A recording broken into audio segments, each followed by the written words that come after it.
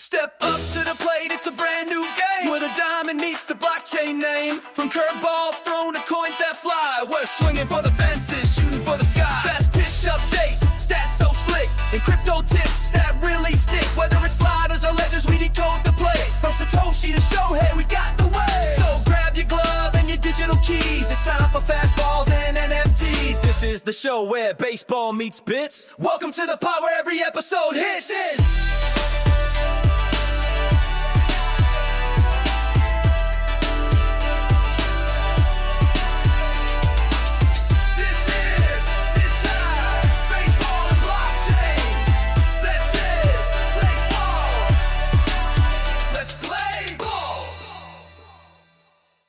Hey everyone, welcome back to Crypto Dugout. I'm Katie Randall, and I'm here with Crypto Joe and Crypto Dan. We've got a packed show today, so let's jump right in.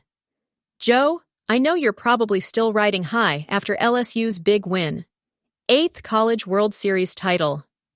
That's just wild. Oh, Katie, you have no idea. I mean, I'm still hoarse from yelling at the TV. LSU just keeps proving they're the kings of college baseball. 8th title, and the way they did it, beating Coastal Carolina, just dominant. I gotta say, this one felt special. The whole state's buzzing. It's impressive, man. And it's not just the team, right? The individual honors this year were off the charts. Cade Anderson, MCWS MVP, Jake Knapp as national pitcher, and Evan Dempsey, two-way star. Plus, Coach Dan Skirka gets National Coach of the Year. That's a haul. Yeah, and you know, as someone who's been on that mound in a championship, I can tell you, there's nothing like that pressure. I mean, your heart's pounding, you're trying to tune out the crowd, and every pitch feels like it could change your life. These kids, especially Anderson and Dempsey, they just looked unflappable. I wish I'd had half their poise back in my day. I get chills just thinking about it. And Skirka, man, he's got that magic touch.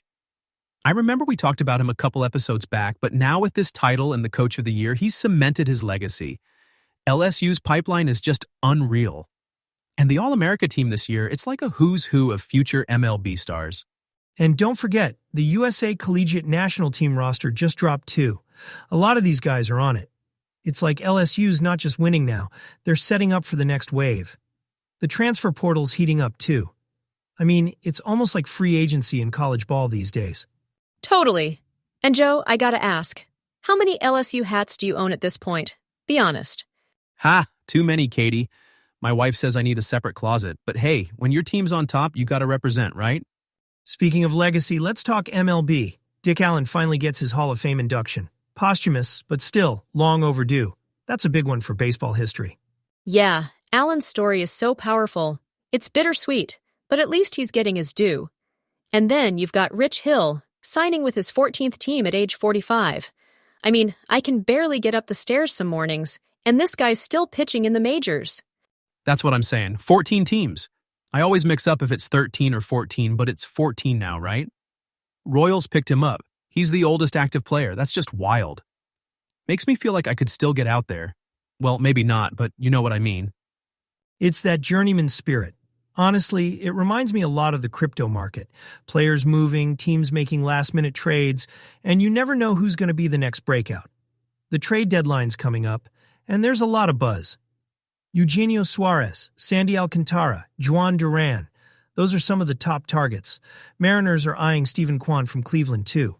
And then you've got Salvador Perez just going off at Wrigley. Multiple homers in that 12-4 Royals win.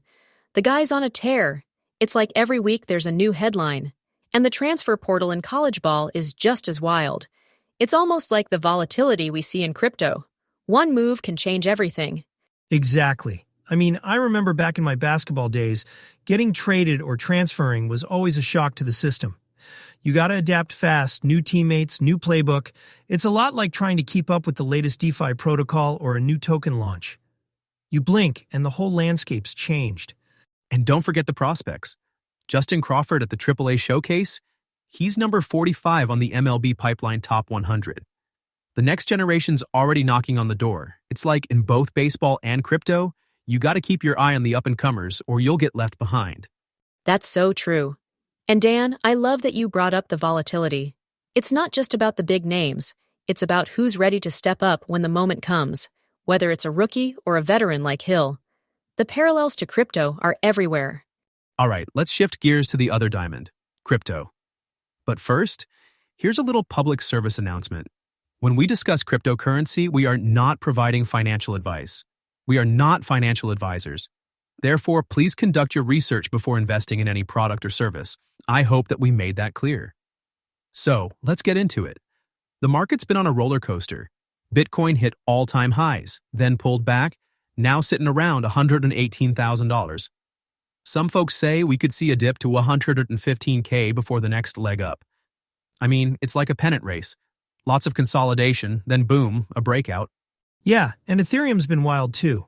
SharpLink just bought nearly $260 million in Ethereum, pushing their total to about $1.3 billion. They're battling Bitmine for the title of biggest public Ethereum holder. It's like the Yankees and Red Sox of crypto reserves. And Solana. Man, it spiked above $200, then pulled back, but it's still up over 12% this week, defying the trend while other altcoins are cooling off. And don't forget the big institutional moves. Trump Media just bought $2 billion in Bitcoin, plus $300 million in options. SpaceX moved $153 million in Bitcoin. It's like everyone's making their play for the top spot. And with the Genius Act now law, we've got the first real federal stablecoin regulation, one-to-one reserves, audits, the whole deal. That's a huge shift for the industry. Yeah, and Western Union's CEO Devin McGranahan, he's saying stablecoins are an opportunity, not a threat.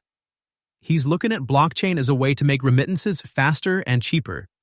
I mean, last I checked, you still can't buy a Coke with a stablecoin, but the infrastructure's coming together. It's like the early days of baseball free agency. Nobody knew how big it'd get. And the market's still got that edge of uncertainty. Ethereum's showing a doji on the charts, XRP's teasing a double top, and Bitcoin's consolidating in a triangle. It's a high-stakes moment. Could break out, could pull back. Reminds me of a playoff game, honestly. You gotta be ready for anything. That's what I love about both worlds. The adrenaline, the unpredictability. I remember my first big crypto investment. I was so nervous I could barely hit the buy button. It's that same rush you get before a big game. And now, with all these new regulations and billion-dollar bets, it feels like we're entering a new era. But, like we always say, do your own research and don't get swept up in the hype. Couldn't have said it better. Whether it's baseball or crypto, you gotta keep your head on a swivel. All right, y'all, that's gonna do it for this episode.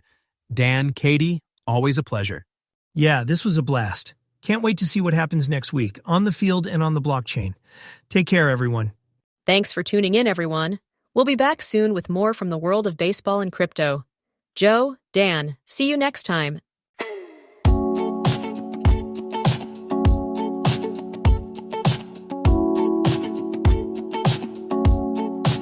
From base hits to Bitcoin, we covered it all.